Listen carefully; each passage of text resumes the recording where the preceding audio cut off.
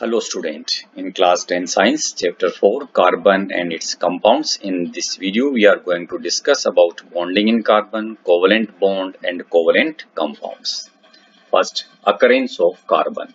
In the earth crust, carbon is only 0.02% in the form of minerals like carbonates, hydrogen carbonates, coal and petroleum. In the atmosphere, carbon occurs as carbon dioxide and the volume of carbon dioxide is only 0.03% in the atmosphere. Carbon also occurs in all living organisms as macromolecules. Bonding in carbon. The atomic number of carbon is 6 and its electronic configuration is 2,4. Carbon needs to gain or lose 4 electrons to attain noble gas configuration as per octet rule. If it were to gain or lose electrons, it could gain 4 electrons forming C4 negative anion, but it would be difficult for the nucleus with 6 protons to hold on to 10 electrons.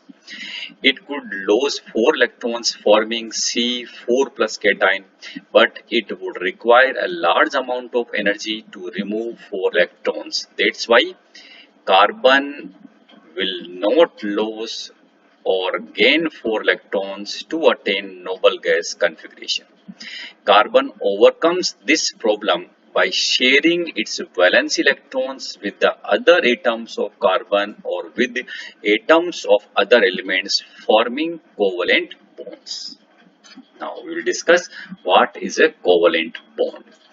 A chemical bond that is formed by the sharing of electron pairs between two atoms.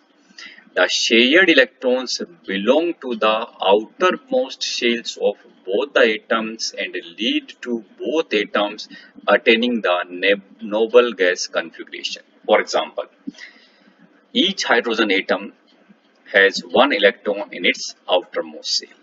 When two hydrogen atoms combine, then this one pair of electrons is shared between these two hydrogen atoms, and in this shared pair of electrons each hydrogen atom contributes one electron. Okay, and that's why it will form a one single covalent bond. The covalent bond which is formed by sharing a pair of electrons, it is called a single covalent bond, and it is represented by a line between the two atoms like this. This represents the single covalent bond, or simply we can say single bond. See one more example, chlorine. Each chlorine atom have electronic configuration is 287, and to attain noble gas configuration each chlorine atom required one more electron. That's why two chlorine atoms share this one electron pair, and this shared electron pair is formed by the contribution of one electron from each chlorine atom, and that's why this single bond is formed between two chlorine atoms. Is it clear? Electron dot structure. Valence electrons are depicted either by dots or crosses around the symbol of an atom. We can see like this is the electron dot structure of chlorine molecule, and this is the electron dot structure of hydrogen molecule. See more example. Now what is double bond? When two electron pairs are shared, then a double bond is formed. Take one example of oxygen. As we know, electronic configuration of oxygen is 2,6. Okay, and to attain noble gas configuration, each oxygen atom required two more electrons. That's why two oxygen atoms share two pair of electrons, and in this two pair of electrons, one pair is contributed by each oxygen atom, forming a double bond, and this double bond is represented by placing two parallel lines between the bonded atoms, and we will get the O2 molecule. Triple bond. When three electron pairs are shared between two bonded atoms, then this is called triple bond or triple covalent bond. Example, nitrogen. Electronic configuration of nitrogen is 2,5. Each nitrogen atom required 3 more electrons to attain nearest noble gas configuration. That's why two nitrogen atoms share 3 pairs of electrons, and in this electron pair each nitrogen atom contributes 3 electrons, forming a triple bond, and this triple bond is represented by placing 3 parallel lines between the bonded atoms, and in this way this nitrogen molecule, that is N2 molecule, is formed. Double and triple bond collectively known as multiple bonds. When we say multiple bond, means it may be double bond or it may be triple bond. See some more example. Water, and I think you are familiar with the formula of water. This is H2O. In case of this H2O, there is a one single bond between this hydrogen and oxygen, and there is a single bond between this oxygen and hydrogen. As we know, hydrogen have 1 electron in its outermost shell, and oxygen have 6 electron in its outermost shell. Okay, that's why this is a single bond formed between each hydrogen and oxygen atoms, and this Lewis structure is represented like this. This represent the single bond, this is also the single bond, and these electrons are not involved in the bond formation. That's why these are known as the non-bonding electrons. See one more example, ammonia. The formula of ammonia is NH3. Okay, we can draw its Lewis structure like this. Nitrogen, 5 electron in its outermost shell. This is 2, this is 3, this is 4, and this is 5. An electron of hydrogen represented by this cross. So there is a single bond between each hydrogen with nitrogen atom, and these single bonds are represented by placing a line. Okay, and we already discussed that this again in this case this electron pair is not take part in the bond formation. That's why this is known as the lone pair of electrons or non-bonding electrons. And these electron pairs, this one, and this one, this is known as, or these electron pairs are known as bonding electrons. Okay, see example of carbon. Carbon form a compound with hydrogen, and this is methane, CH4. Okay, you can say this is the Lewis structure of methane.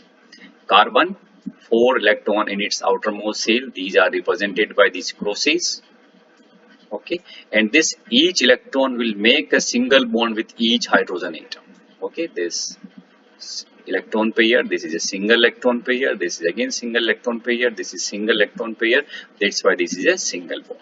This is the structural formula of methane. Okay. Now see, next example is carbon dioxide. Okay, this is CO2. In this case, each oxygen atom make a double bond with the carbon. You can say this. This oxygen atom is also making a double bond with this carbon. Actually, carbon has 4 electrons in its outermost shell, which are represented by these dots. Okay, and to complete the octet of carbon as well as oxygen, there is double bond between each oxygen atom and carbon, and this is the its Lewis structure. This is a double bond, this is another double bond, and these are the lone pair of electrons or non-bonding electrons on each oxygen atom. Another molecule, sulfur, S8. Okay, this is multi-atomic molecule. Okay, and electronic configuration of sulfur is 286. Each sulfur atom has 6 electrons in its outermost shell. So we can say this is the one sulfur atom. If we consider these are the 2 electrons and these are the 2 electrons, and its 1 electron will make a single bond with this sulfur atom, and its 1 electron will make a single bond with this sulfur atom. And actually this is S8 has a ring structure. This, okay, not a linear, this is a ring structure. You try yourself, you practice it. Okay. Covalent compounds, the compounds in which atoms are bonded together by sharing of electrons are called covalent compounds. Or in a very simple way, we can say compounds having covalent bond between bonded atoms are known as covalent compounds. And generally, these are formed by the known metals. Now, what are the properties of covalent compounds? Low melting point and boiling points. Covalent compounds have strong bonds within the molecule, but intermolecular forces are weak. Let us try to understand. If we take the example of like carbon dioxide, or we take the example of methane, this is CH4. We can say this is within the molecule, each carbon form a four single bond with the hydrogen atom. These covalent bonds are enough strong, but the force of attraction between one methane molecule and another methane molecule, this between these force of attraction, this force of attraction is weak. That's why we are using the word intermolecular forces. That is force between one molecule to another molecule. Okay, if we take about the within molecule carbon bonded with the four hydrogen atoms by a covalent bond, and this is a strong bond, but the force of attraction between one methane molecule to the another methane molecule, this is weak. That's why these covalent compounds have low melting points and boiling points. Poor electrical conductors. Since the electrons are shared between atoms and no charged particles are formed, so poor conductors of electricity. Generally, conduction of electricity is due to the either presence of electrons or presence of free ions. In covalent compounds, both are not present. That's why they are poor conductor of electricity. Generally, covalent compounds are insoluble in water because water is a polar solvent. But these covalent compounds are non-polar. That's why they are insoluble in water but readily soluble in organic solvents, and generally organic solvents are non-polar. And we can generalize one statement like dissolves like. Clear, student? Thank you.